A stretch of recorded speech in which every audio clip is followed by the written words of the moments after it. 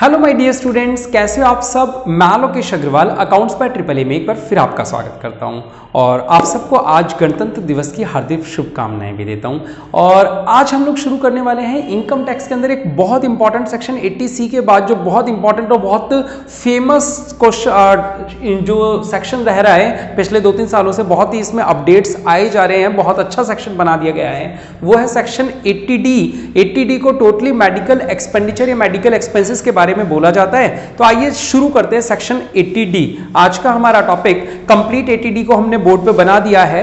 Actually में 80C को याद रखना ज्यादा आसान है 80D के मुकाबले। यह है केवल एक इंश्योरेंस का मेडिकल इंश्योरेंस। 80C में कितनी सारी चीजें थी, life insurance, school fees, tuition fees, LIC, PPF, कितनी सारी चीजें, लेकिन वो लिस्ट है, याद कर सकते हो। यहां 80D में थोड़ी सी कंफ्यूजन है, थोड़ा सा क्लैरिटी आपको चाहिए होगी, तो आप जरा ध्यान देंगे कि क्या क्या इसके अंदर टॉपिक आपको कवर करने हैं।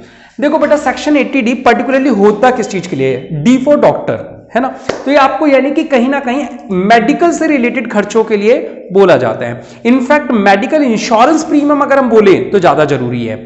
लाइफ इंश्योरेंस 80C में कवर किया। सरकार ने देखा कि यार लोगों के पास मेडिकल इमरजेंसीज के लिए लोग पैसा बचा के नहीं रखते हैं, ठीक है। तो मेडिकल इमरजेंसीज अचानक से जब आती है तो लोगों को बड़ी दिक्कत महसूस होने लग जाती है। लाख लाख 2-2 लाख का खर्चा हो जाता है, फैमिली बहुत ज्यादा परेशान हो जाती है। सरकारी हॉस्पिटलों में जाते हैं, वहां पे भी ठीक से इलाज नहीं मिल पाता। तो लोग, सरकार क्या चाहती है कि लोग अपना मेडिकल इंश्योरेंस भी करवा के रखें। तो मेडिकल इंश्योरेंस के सेक्टर को प्रमोट करने के लिए, ताकि लोग ज्यादा से ज्यादा लोग मेडिकल इंश्योरेंस करवाएं, सरकार ने इसमें अच्छे से अच्छे कानून बढ़ाते बढ़ाते बहुत अच्छे कानून कर दिए। 1 लाख रुपए तक की छूट देने को तैयार है सरकार आपको कि अगर आपने मेडिकल इंश्योरेंस करवा रखा है तो 1 लाख रुपए तक की छूट देने को तैयार है। सोच लो, लाइफ इंश्योरेंस वगैरह मिला के सारी चीजें 1.5 लाख है। और 80D, क्योंकि ये सेक्शन नए बन रहे हैं, ये जो आप लिमिट्स देख रहे हो पिछले साल की बनी हुई लिमिट्स हैं, तो ये लिमिट्स इतनी अच्छी इसलिए हो रखी है क्योंकि ये नई लिमिट्स बनाई हुई है और वो 1.5 लाख बरसों से चल रहा है, इसलिए वो आज तक 1.5 लाख है ना। तो देखते हैं सेक्शन 80D क्या है। थोड़ा सा कॉम्प्लिकेटेड है, ध्यान से सुनेंगे और बाद में ना घर जाके या रास्ते में भी अपने दिमाग में सोचते हुए चलेंगे कि ये चार्ट किस तरीके से बना हुआ है। मुझे इसको डिजाइन करने में भी बहुत मेहनत लगी है, तो आओ जरा इसको देखते हैं। आप बुक के अंदर पढ़ोगे तो आपको कभी भी ठीक से याद नहीं हो सकता। जब आप एक एक लाइन पढ़ोगे तो समझ में आ जाएगा, जब एक साथ पूरा पढ़ चुके होगे तो सारा कुछ गुड़गोबर हो जाएगा। तो आप इस चार्ट को जिस तरीके से बनाया गया जरा ध्यान से समझें। बेटा, मेडिकल इंश्योरेंस हमने लिया है for self and family. Self and family का मतलब मैं, मेरी फैमिली का मतलब क्या होता है? मैं, मेरी वाइफ और मेरे डिपेंडेंट बच्चे जो मुझ पे डिपेंडेंट है, चाहे उनकी एज कुछ भी हो, माइनर हो मेजर हो, मुझ पे डिपेंडेंट है जब तक वो, तब तक मेरे ऊपर है, ठीक है। तो कल वाला ही टॉपिक था कि उसमें जो आपने LIC ले रखी है वो किसी के लिए भी लियो, डिपेंडेंट, इंडिपेंडेंट, माइनर, मेजर, किसी के लिए भी, है ना। अच्छा, फॉर सेल्फ एंड फैमिली के अंदर यानी मैंने जो पॉलिसी ली है वो अपने और अपने परिवार के लिए ली है। मेरे परिवार में मैं, मेरी बीवी और मेरे बच्चे आते हैं। अभी तक इतना सुनना, मेरे पेरेंट्स को नहीं बोला है, किसको बोला? परिवार में मैं, मेरी बीवी और मेरे बच्चों की बात चल रही है। अब जब भी कोई सवाल आएगा तो पहले आप लोगों को खुद सवाल के अंदर सवाल निकालना है। क्या जिस बंदे की आप कैलकुलेशन कर रहे हो, क्या उसकी जो एज है वो बिलो 60 ईयर्स है? मैंने रेड मार्कर से किया। आप लोग भी जब घर पे नोट्स बनाओगे, कॉपी करोगे, तो आप इसको इसी तरह हाईलाइट करना, तो चीजें क्लियर होंगी। किसकी एज पूछिए यहां पे आपसे? आपकी, यानी आप मुझसे पूछ रहे हो, मुझसे पूछो नहीं, मैं 60 ईयर्स से बिलो हूं। अच्छा, आपने पूछा, आपने सवाल ही गलत। आपको क्या पूछना है? क्या आप 60 साल से छोटे हो? अब मेरा जवाब क्या है? हाँ, यस, मैं, यानी जिसकी आप कैलकुलेशन कर रहे हो वो 60 साल से छोटा है, मान लो आज के लिए। आओ तो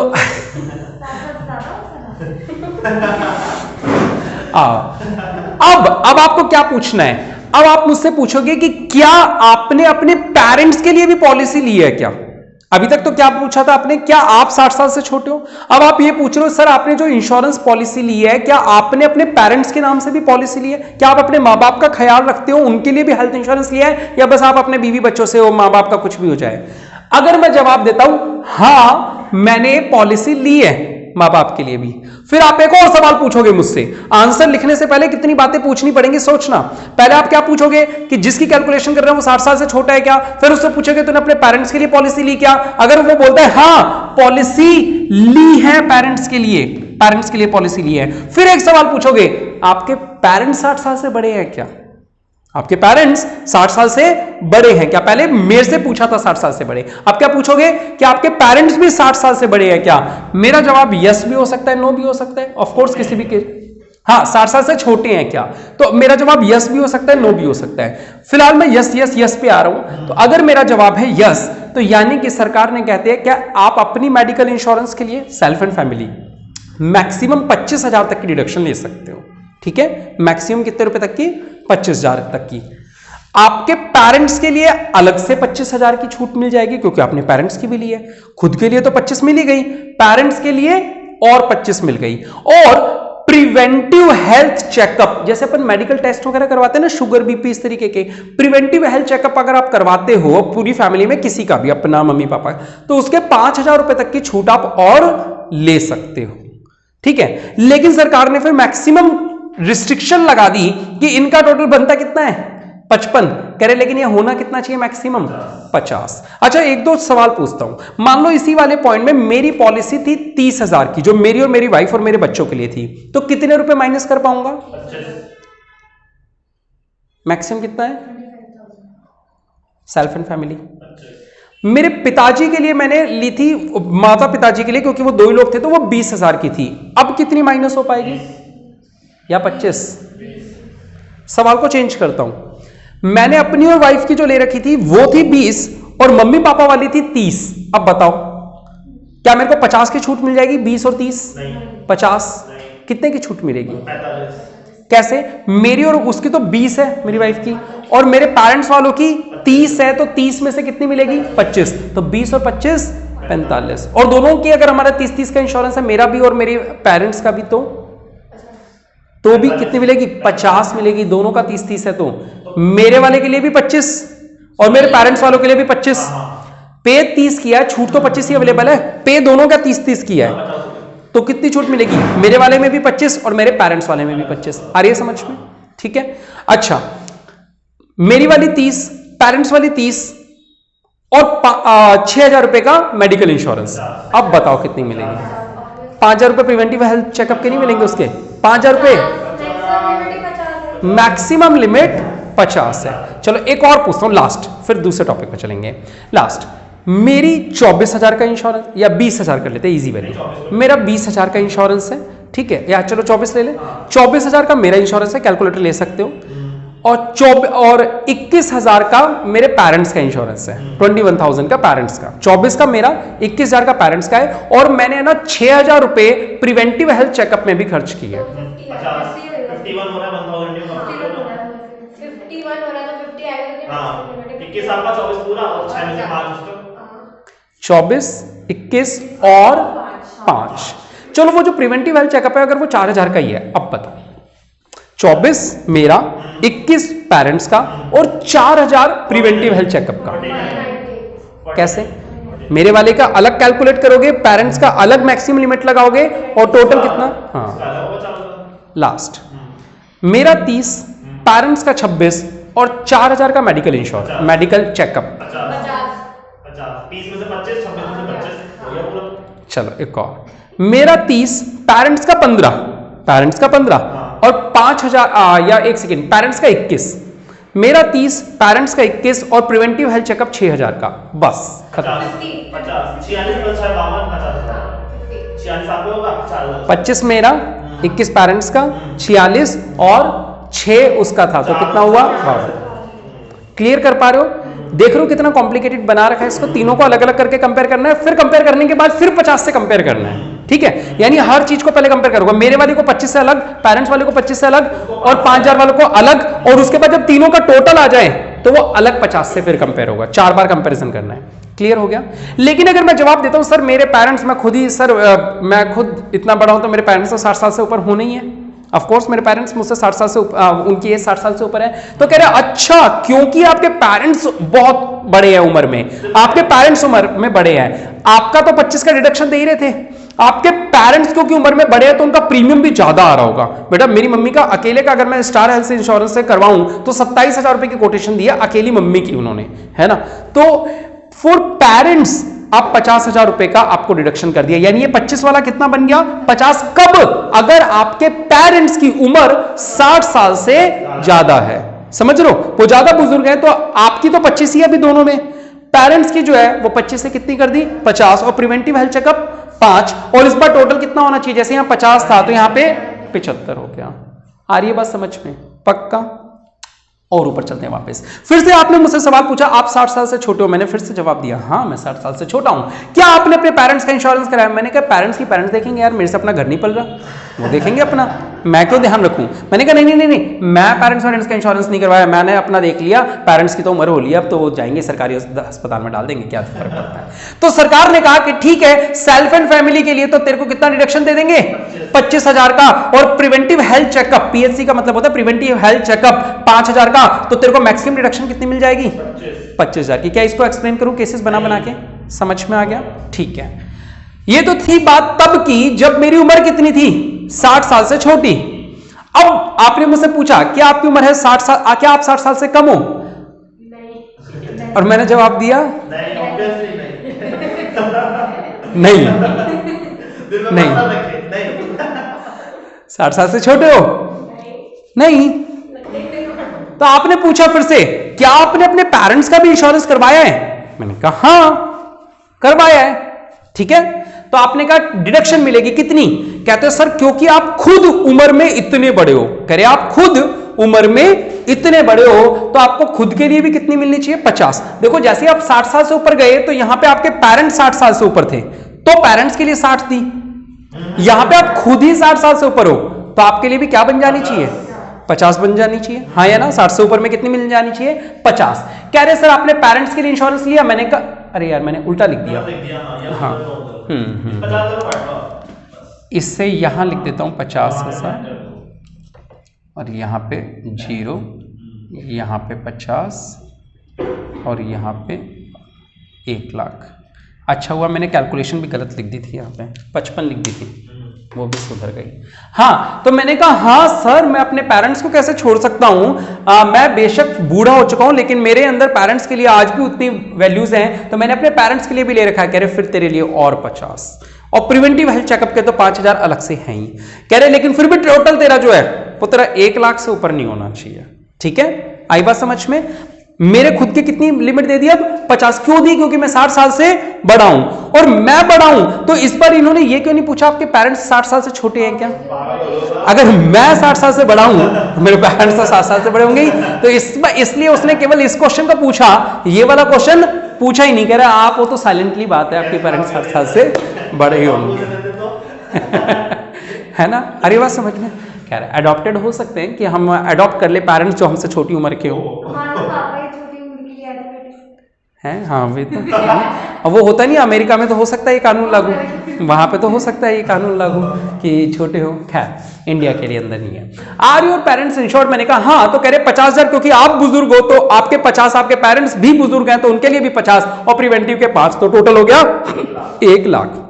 मैंने कहा नहीं पेरेंट्स का इंश्योरेंस मैंने नहीं कराया, मैं 60 साल की उम्र में खुद का करवा रहा हूँ, ये बड़ी बात है। तो उन्होंने कहा तेरे लिए कितना है? 50 और 5,000 का मेडिकल वो चेकअप है ही, 55 हो मतलब 50 हो गया। डन? इजी लग रहा है कितना? बहुत कॉम्प्लिकेटेड सेक्शन है ये, आपको अब लग रहा है इजी, ठीक है? ये बहुत कॉम्प्लिकेटेड है, अब आपको इजी लग रहा है क्योंकि आप लोगों ने चार्ट देख लिया है ना। चलो ठीक है बेटा, अब इसके अंदर एक दो खास बातें हैं, क्या हैं जरा ध्यान से सुनेंगे। फॉर सीनियर सिटीजन असेसीज, यानी सीनियर सिटीजन का मतलब 60 साल से बड़ा बंदा जो है, सीनियर सिटीजन का मतलब होता है 60 साल से बड़ा। तो मैं यहां चाहता हूं मैं 60 साल से बड़ा हूं लेकिन मैंने क्या कर रखा, अपना मेडिकल इंश्योरेंस नहीं ले रखा, ठीक है, इंश्योरेंस नहीं ले रखा। तो सरकार ने एक ऑप्शन दिया, कह रहे only in case of no policy, अगर आप सीनियर सिटीजन हो और आपने खुद के नाम की पॉलिसी नहीं ले रखी है तो आपका अगर कोई मेडिकल एक्सपेंडिचर भी हुआ है ना तो अप टू 50,000 रुपए हम उसके माइनस कर देंगे। अगर आप जो इनकम टैक्स रिटर्न भर रहा है वो बंदा 60 साल से ऊपर है, उसने खुद का मेडिकल इंश्योरेंस नहीं ले रखा है लेकिन पिछले साल में वो कहीं हॉस्पिटल में भर्ती हुआ, उसने कोई इलाज करवाया और उस इलाज का खर्चा 50,000 या उससे ज्यादा आया या उससे कम भी आया, मैक्सिमम 50,000 तक वो छूट ले सकता है। इंश्योरेंस की नहीं छूट है, ये छूट किस चीज की है? एक्सपेंडिचर की। और ये क्यों केवल तभी मिलेगी अगर उसने इंश्योरेंस नहीं करवा रखा तो मिलेगी ये छूट, ठीक है? किसको मिलेगी? सीनियर सिटीजन को ही, नॉर्मल बंदे को नहीं मिलेगी, 60 साल से कम वाले को, ठीक है? एक और जो सबसे इंपॉर्टेंट पॉइंट है, सवाल करते समय ध्यान रखना, कभी मेडिकल इंश्योरेंस दिखे तो मेडिकल इंश्योरेंस की पेमेंट है ना कभी भी कैश में नहीं दी जा सकती बेटा। खैर खुद लेते भी नहीं है, मेडिकल इंश्योरेंस वाले नहीं लेते क्योंकि सरकार ने अलाउ ही नहीं कर रखा, तो कैश में लेते भी नहीं है। लाइफ इंश्योरेंस की पेमेंट बेटा आप कैश काउंटर जाके जमा करवा सकते हो, जैसे LIC की बिल्डिंग में गए जो अपने वहां पे है ना, सर्किल पे, स्टैचू सर्किल के पास में है ना, उससे थोड़ा आगे जाके, तो वहां पे आप जाके काउंटर पे कैश जमा करवा सकते हो, रसीद ले सकते हो। लाइफ इंश्योरेंस, मेडिकल इंश्योरेंस बेटा कोई भी कंपनी कैश में नहीं लेती है, आपका ये हमेशा वैसे नॉन कैश ही होता है। नॉन कैश का मतलब चेक दे सकते हो, ऑनलाइन पेमेंट कर सकते हो, UPI कर सकते हो, क्रेडिट कार्ड से कर सकते हो, डेबिट कार्ड से कर सकते हो, बस कैश में सरकार ने अलाउ नहीं किया, ठीक है, क्योंकि ये नए कानून बने तो सरकार ने अच्छा कानून बनाया कि यार कैश में नहीं होनी चाहिए, ये रकम ट्रेस की जा सके, इसलिए ये ऑनलाइन या दोनों के लिए यही है, अदर देन कैश होने चाहिए, यानी ये कैश में नहीं होना चाहिए और कोई भी तरीका अपना सकते हो, cheque, bank draft, internet banking, mobile banking, debit card, credit card, anyway, बस कैश नहीं होना चाहिए, ठीक है। आ रही बात समझ में? कह रही है जो प्रिवेंटिव हेल्थ चेकअप है, वो जो आप जाके टेस्ट वेस्ट करवाते हो, अब वो कोई चेक से पेमेंट तो लेगा नहीं ना, वो तो आप बोलोगे यार चेक से ले ले, नहीं, डेबिट कार्ड, क्रेडिट कार्ड जरूर चल जाते हैं, लेकिन वहां पे कैश भी अलाउ किया इन्होंने। प्रिवेंटिव हेल्थ चेकअप में क्या बोला, कह रहे छोटे मोटे टेस्ट ही तो है, कह रही अगर आपने कैश भी दिए होंगे तो भी चल जाएंगे और नॉन कैश तो अलाउड होता ही होता है, वो तो है ना, चेक वैक से दिया तो वो तो अलाउड है ही है। बाकी मैंने बताई दी आपको फैमिली इंश्योरेंस में क्या क्या है, ठीक है। अगर आप इसको एक बार समराइज करें तो आप इस बात को दिमाग में ये डालें कि अगर इंसान की उम्र 60 साल से छोटी है तो 25,000, 60 साल से बड़ी है तो 50,000, कहीं पे भी कॉन्सेप्ट लगाना हो तो बस यही लगा लेना। अब जहां पे पेरेंट्स आ जाएंगे तो उनके लिए अलग से 25 और 50 का ऑप्शन आ जाएगा, जहां पेरेंट्स नहीं है वहां पे 25-50 का ऑप्शन नहीं है। वो 5,000 है लेकिन वो 50 को या मैक्सिमम लिमिट को क्रॉस नहीं कर सकता, मैक्सिमम लिमिट कभी भी वो अपनी 50-25 जो है ना उससे वो 5,000 उसे ऊपर नहीं ले जाया जा सकता। तो एक बार तो आप हर चीज को अलग अलग कंपेयर कर लोगे, फिर जब फाइनल आंसर आ जाएगा तो उसे क्या करोगे, चेक करोगे कि वो इससे ऊपर तो नहीं जा रहा 25,000 से, है ना। क्लियर है बेटा?